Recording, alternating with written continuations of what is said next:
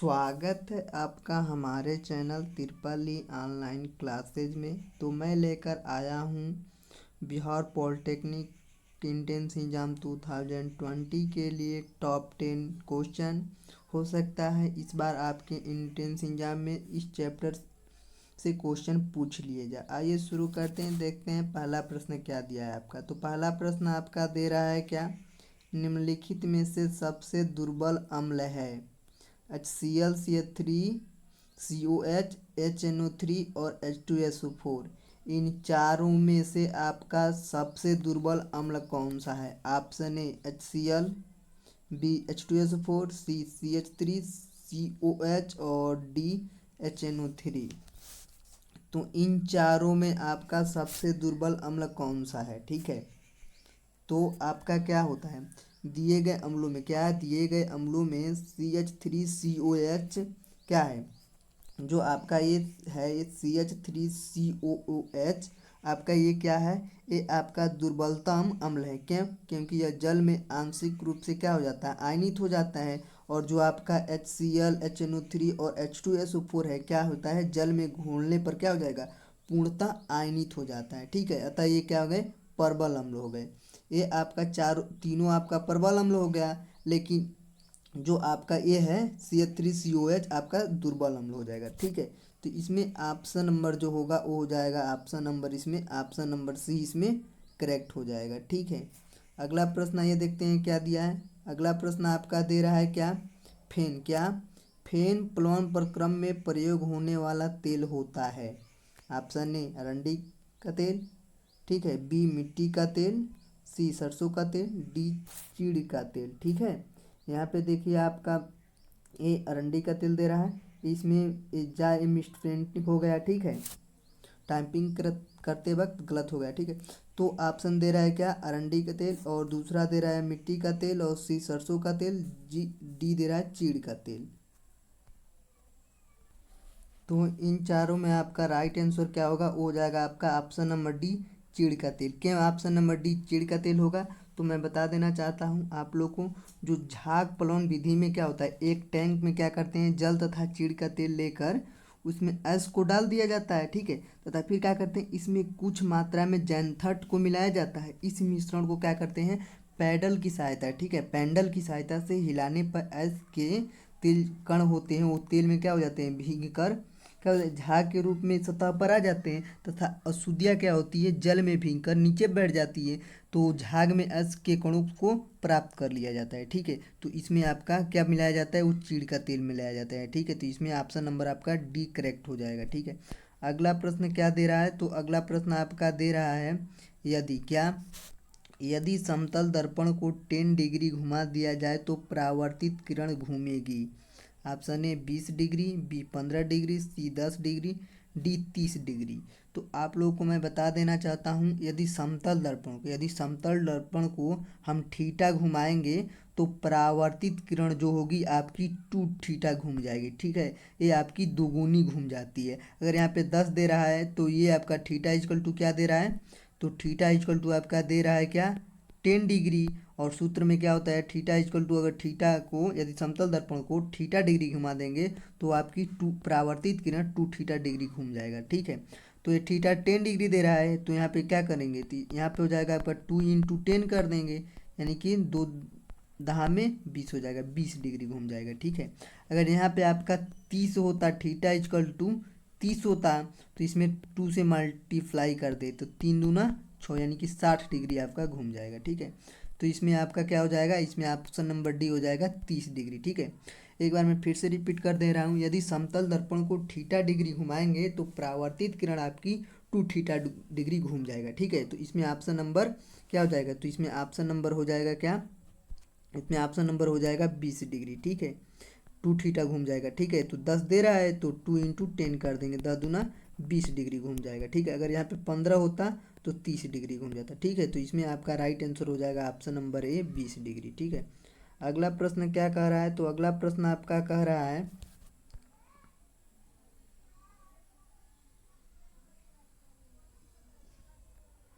आपका अगला प्रश्न कह रहा है, जब एक चुंबक को एक कुंडली के पास लाया जाता है तो प्रेरित विद्युतवाहक बल किस पर निर्भर नहीं करता है। क्या पूछ रहा है, प्रेरित विद्युतवाहक बल किस पर निर्भर नहीं करता है। ऑप्शन ए कुंडली के प्रतिरोध पर, बी कुंडली के तारों की संख्या पर, सी चुंबक के चुंबकीय आघूर्ण पर और डी चुंबक की गति पर। ठीक है, तो इन चारों में आपका राइट आंसर क्या होगा। तो जब हम एक कुंडली को कुंडली के पास लाते हैं तो प्रेरित विद्युतवाहक बल होता है, जो आपका प्रेरित विद्युतवाहक बल वो आपका कुंडली के प्रतिरोध पर निर्भर नहीं करता है, लेकिन कुंडली में तारों की संख्या पर और चुंबक के चुंबकीय आघूर्ण पर और चुंबक की गति पर निर्भर करता है। ठीक है, तो इसमें आपका राइट आंसर हो जाएगा ऑप्शन नंबर ए कुंडली के प्रतिरोध पर।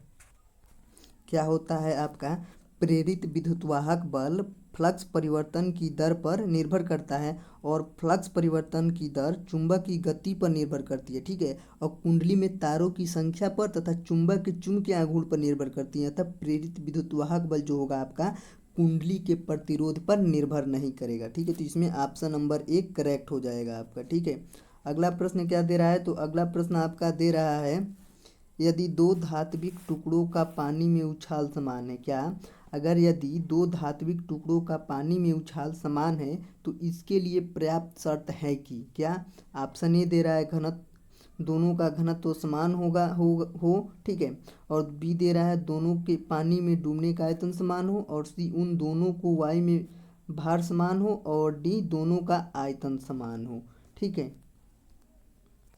तो आपका राइट आंसर क्या होगा, दोनों के पानी में डूबे आयतन समान हो। ठीक है, कि जब वस्तु को आंशिक अथवा पूर्ण रूप से द्रव में डुबाया जाता है तो वस्तु पर उसके द्वारा हटाए गए जल के भार के क्या होता है, बराबर होता है एक उछाल बल, यानी कि उत्प्लावन बल कार्य करता है। ठीक है, अर्थात दो धात्विक टुकड़ों पर जब उछाल तभी समान होगा जबकि उनके द्वारा हटाए गए जल के भार समान बराबर होंगे। ठीक है, तो जो कि क्या हो जाएगा आपका दोनों में डूबे आयतन के बराबर संभव है। ठीक है, तो इसमें ऑप्शन नंबर बी करेक्ट हो जाएगा।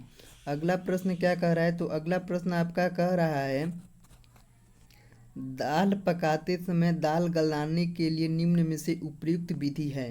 ऑप्शन ए केवल पानी उबलने के बाद दाल डालना, बी दे रहा है पानी उबलने के बाद दाल और नमक एक साथ डालना, और सी दाल पानी और नमक एक साथ मिलाकर पकाना, और डी केवल दाल एवं पानी मिलाकर पकाना। ठीक है, तो इसमें आपका राइट आंसर क्या होगा, तो इसमें आपका राइट आंसर क्या होगा, तो इसमें आपका राइट आंसर होगा ऑप्शन नंबर बी पानी उबलने के बाद और दाल, क्या पानी उबलने के बाद दाल और नमक एक साथ डालना। क्यों, क्योंकि जो आपका दाल को पकाने के लिए पहले पानी उबालते हैं, फिर क्या करते हैं उसमें दाल तथा नमक एक साथ डाला जाता है, फिर प्रारंभ में ही नमक डाल दिया जाए तो पानी का क्वथनांक क्या हो जाएगा, बढ़ जाएगा, क्योंकि अवाष्पशील विलेय विलायक क्या हो जाएगा, अवाष्पशील विलेय मिलाने पर विलायक का क्वथनांक बढ़ जाता है। ठीक है, तो इसीलिए पानी उबालने के बाद दाल और नमक एक साथ डालना है। ठीक है, एक साथ डालते हैं, तो इसमें ऑप्शन नंबर बी करेक्ट हो जाएगा।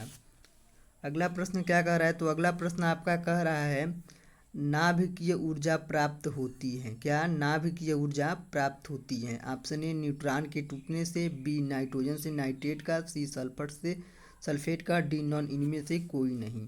तो नाभिकीय ऊर्जा कैसे प्राप्त होती है, जो आपका होता है क्या, आपका जो नाभिकीय ऊर्जा किससे प्राप्त होती है, उन न्यूट्रॉन के टूटने से होती है। ठीक है, न्यूट्रॉन टूटेगा तभी आपकी नाभिकीय ऊर्जा प्राप्त होगी। ठीक है, तो इसमें ऑप्शन नंबर एक करेक्ट हो जाएगा।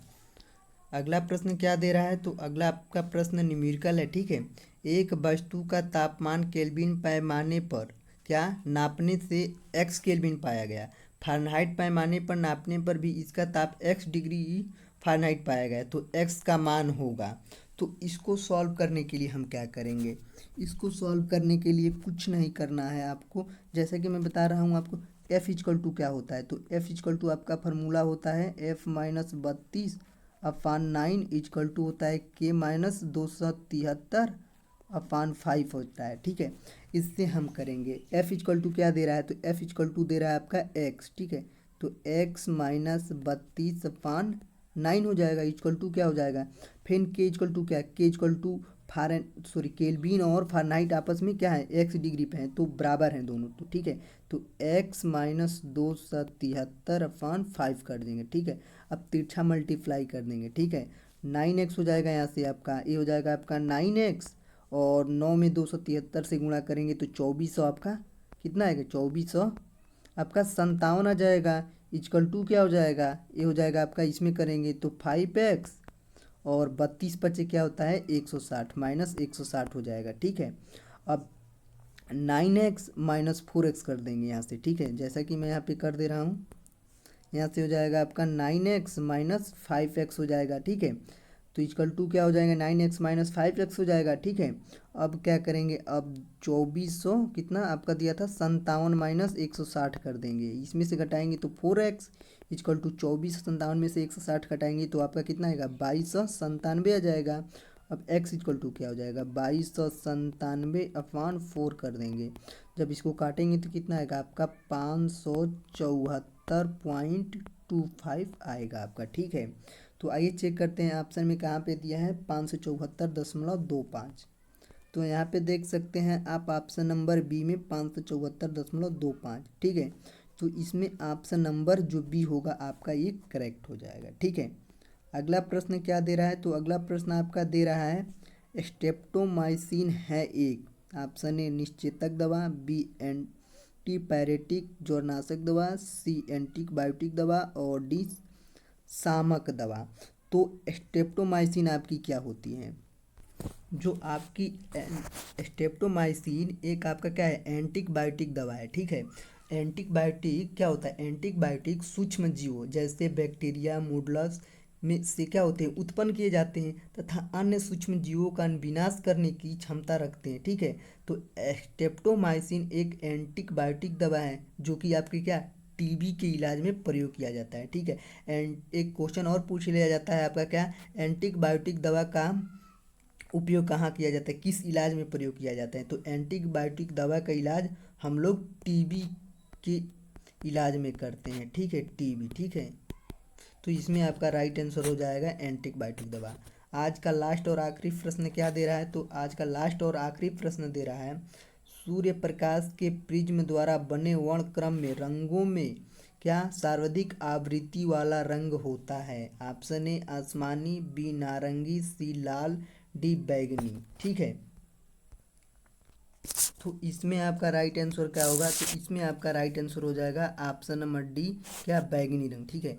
बैगनी रंग की जो आपकी तरंगदैर्घ्य होती हैं वो सबसे कम होती है और आवृत्ति सबसे अधिक होती है, ठीक है।